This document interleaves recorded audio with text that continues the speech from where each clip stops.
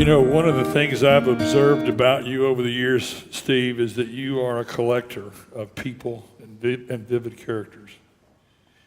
And I know that you're drawn, as I am, to and have formed very close bonds with people who might be described as operating just a little bit off the beaten path, and who are people whose age and experience make them really treasure troves of stories and perspectives.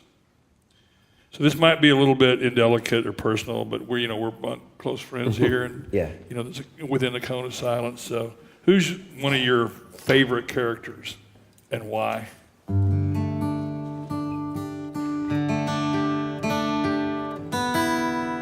Well, I don't think this will come as any surprise. Our mutual friend, Blair Powell. Blair was a character and a half. His Lakota Sioux name was Walking Hawk. And we don't know how much Sioux he had, but I was living in San Francisco at a time, and Blair sent me a letter. And sometimes you're busy and people call and this is going to be a long conversation, and maybe you let the answering machine pick up, and maybe I let it pick up at too many times with Blair, but he sent me a letter one time. I get this letter from Blair Powell, and I open it up. And inside the letter is an envelope addressed to Blair Powell with a stamp on it and a blank piece of paper that says, "Dear Blair." And then inside that is the letter he actually wrote me, but so that I would write him back, obviously. I'm doing all the work for you. Just put something on this piece of paper and give it to the mailman. And I still have that whole thing. I never sent it back, but in the letter, sadly, in that letter, he goes, "One of these days, I just have one favor, and that is for you to sing at my memorial." He said, "I'm not asking you to write me a song, but it's the one appointment I want you to keep." Yes. And so Blair passed away in 06, 07. And it was like November, and couldn't bring myself to, and we were going to have a memorial for him at the Memorial Weekend at the Kerrville Folk Festival. And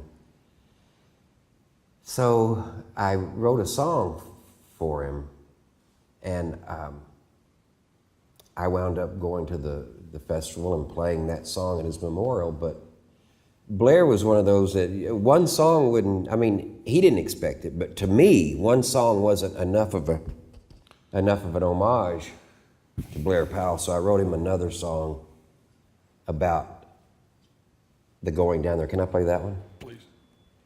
Boy, howdy. If I can get through it. I'm going to check tuning here, see if I'm...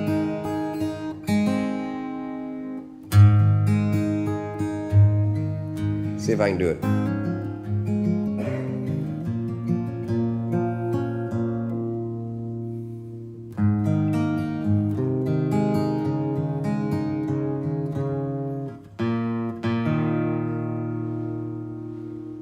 Do we allow time for... We're going to edit this out? This is part of it.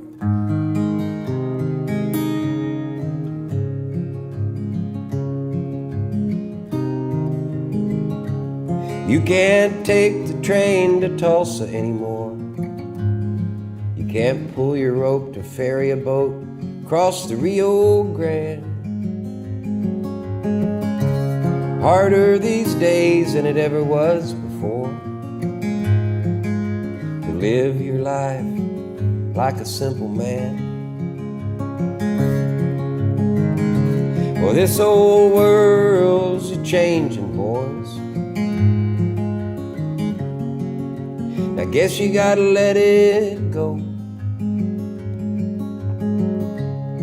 But it's the losing of your loved ones, one by one, that takes the toll. And now Texas is calling me. if I can find a way. There's some place I need to be. There's a song I said I'd sing come Memorial Day. Now I've been trying to remember